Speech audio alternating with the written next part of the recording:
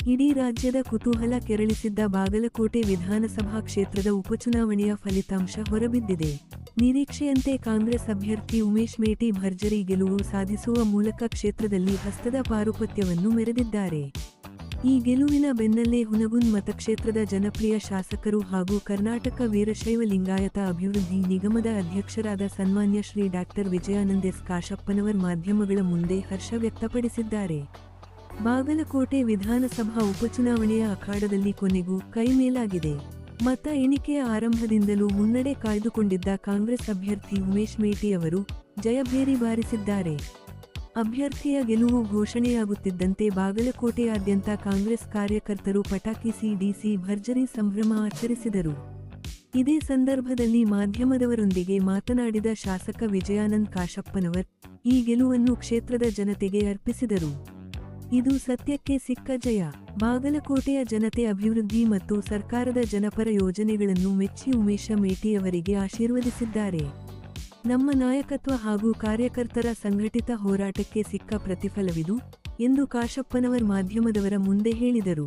ಈ ಬಾಗಲಕೋಟೆ ಗೆಲುವು ಯಾವ ರೀತಿ ನೀವು ಹರ್ಷ ವ್ಯಕ್ತಪಡಿಸ್ತೀರಾ? ನೋಡಿ, ಇದು ನಮ್ಮ ಸರ್ಕಾರದ ಒಂದು ಸಾಧನೆ ಗೆಲುವು ಅಂತ ನಾನು ಹೇಳಕ್ಕೆ ಇಷ್ಟಪಡ್ತೀನಿ. ಏನು 2023ರಲ್ಲಿ ಜನರು ನಮಗೆ ನೆಚ್ಚಿ ಇವತ್ತು ನಮ್ಮ ನಾಯಕರಾದ ಸಿದ್ದರಾಮಯ್ಯನವ್ರನ್ನ ಮತ್ತು ಡಿ ಕೆ ಶಿವಕುಮಾರ್ ಅವ್ರ ನೇತೃತ್ವದಲ್ಲಿ ಇವತ್ತು ಸರ್ಕಾರ ರಚನೆ ಆಯಿತು. ನಾವು ಏನು ಭರವಸೆಗಳನ್ನು ಜನರಿಗೆ ಕೊಟ್ಟಿದ್ದೀವಿ, ರೈತರಾಗಿರ್ಬೋದು, ಬಡವರಾಗಿರ್ಬೋದು, ಕೂಲಿ ಕಾರ್ಮಿಕರಾಗಿರ್ಬೋದು, ಎಲ್ಲ ವರ್ಗದ ಜನರಿಗೆ ಏನು ಭರವಸೆಯನ್ನು ಕೊಟ್ಟಿದ್ದೀವಿ, ಆ ಭರವಸೆಗೆ ತಕ್ಕ ನುಡಿದಂತೆ ನಡೆದಂಥ ಸರ್ಕಾರ ನಮ್ಮ ಕಾಂಗ್ರೆಸ್ ಪಕ್ಷದ ಸರ್ಕಾರ, ಅದು ಸಿದ್ದರಾಮಯ್ಯನವರ ಸರ್ಕಾರ.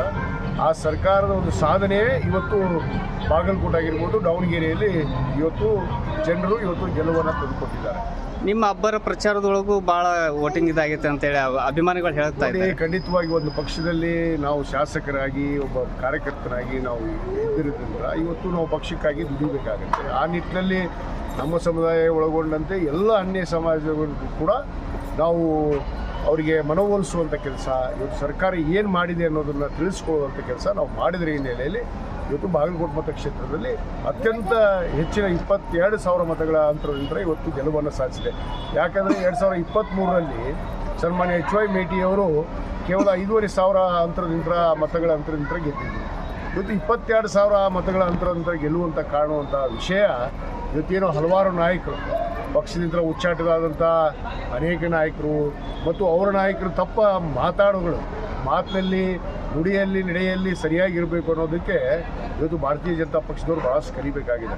ಭಾರತ ದೇಶದ ತತ್ವ ಸಿದ್ಧಾಂತ ಏನು, ಜಾತ್ಯತೀತ ರಾಷ್ಟ್ರ. ಇವತ್ತು ಕರ್ನಾಟಕ ರಾಜ್ಯ ಸರ್ವಜನಾಂಗದ ಶಾಂತಿಯ ತೋಟ ಅಂತ ನಾವು ಹೇಳ್ತೀವಿ. ಆ ಸರ್ವಜನಾಂಗದ ಶಾಂತಿಯ ತೋಟವನ್ನು ಕದಲಿಸೋಕ್ಕೆ ಯಾರೇ ಬಂದರೂ ಕೂಡ ಈ ಒಂದು ಉತ್ತರವನ್ನು ಜನರು ನೀಡ್ತಾರೆ ಅನ್ನೋ ಒಂದು ಮಾತನ್ನು ನಾನು ಭಾರತೀಯ ಜನತಾ ಪಕ್ಷದವರಿಗೆ ಹೇಳಕ್ಕೆ ಇಚ್ಛಪಡ್ತೀನಿ.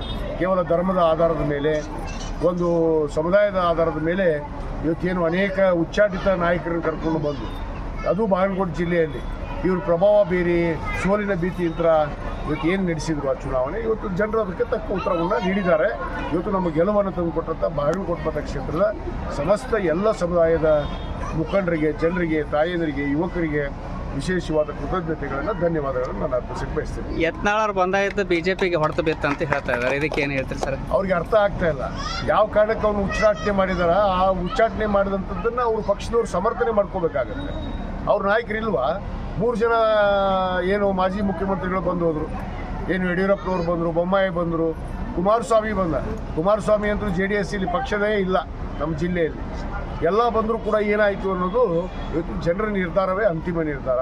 ಅದೇ ಮತದಾರ ಪ್ರಭು ಮನಸ್ಸು ಮಾಡಿದರೆ ಯಾರನ್ನು ಬೇಕಾದ್ರೂ ಗೆಲ್ಲಿಸ್ಬೋದು ಅನ್ನೋದಕ್ಕೆ ಇವತ್ತು ಬಾಗಲಕೋಟೆ ಮತಕ್ಷೇತ್ರದ ಒಂದು ಉದಾಹರಣೆಯನ್ನು ಮಾತಾಡೋಕ್ಕೆ. ನೀವು CM-ರಿಗೆ ಆಪ್ತ ಶಿಷ್ಯನ ಅಂತೇಳಿ ಒಂದು ಯಾವ ರೀತಿ ವ್ಯಕ್ತಪಡಿಸ್ತೀರಿ? ಈಗ ಅಂದ್ರೆ ಈಗೇನು ಪ್ರಚಾರದ್ದು ನಿಮಗೆ ಹ್ಯಾಂಡ್ ಓವರ್ ಕೊಟ್ಟಿದ್ದರು, ನಿಮಗೆ ಕೊಟ್ಟಂಥ ಕ್ಷೇತ್ರಗಳನ್ನು ಅಭೂತಪೂರ್ವವಾಗಿ ನಿಮ್ಮದೇ ಜಾಸ್ತಿ ನೀವು ಎಲ್ಲೆಲ್ಲಿ ಪ್ರಚಾರಕ್ಕೆ ಕೈಗೊಂಡಿದ್ರಿ ಅಲ್ಲೆಲ್ಲೇ ಜಾಸ್ತಿ ಓಟ್ ಬಂದಿದ್ದು ಅಂತೇಳಿ ಒಂದು ಕೇಳ್ಪಟ್ಟಿವಿ. ಈಗಾಗಲೇ ನಾವು ಏನು ನಮಗೆ ಜವಾಬ್ದಾರಿಯನ್ನು ಇವತ್ತು ನಮ್ಮ ಪಕ್ಷ ನೀಡಿದ್ರು. ರಾಂಪುರ ಜಿಲ್ಲಾ ಪಂಚಾಯಿತಿ ಮತ್ತು ಬೇವೂರು ಜಿಲ್ಲಾ ಪಂಚಾಯಿತಿ ಆ ವ್ಯಾಪ್ತಿಯಲ್ಲಿ ಏನು ನಮ್ಮ ಸಮುದಾಯದ ಜನರ ಮನವೊಲಿಸಿ ಇವತ್ತು ನಮ್ಮ ನಾಯಕರು ಹೇಳಿದಂತೆ ಇವತ್ತು ಅವರ ಒಂದು ಗೆಲುವಿಗೆ ಇವತ್ತು ನಮ್ಮ ಸಮುದಾಯ ಕೂಡ ಭಾಳಷ್ಟು ಮುಂಚೂಣಿಯಲ್ಲಿ ನಿಂತು ಇವತ್ತು ಕಾರ್ಯವನ್ನು ಮಾಡಿದೆ ಅನ್ನೋ ಮಾತನ್ನು ಹೇಳಕ್ಕೆ ಇಷ್ಟಪಡ್ತೀನಿ. ಎಲ್ಲೋ ಹಿಂದುತ್ವದ ಅಲೆ ಎಬ್ಬಿತ್ತು ಅಂತಂದು ಒಂದು ಮಾತು ಬರ್ತದೆ ಸರ್.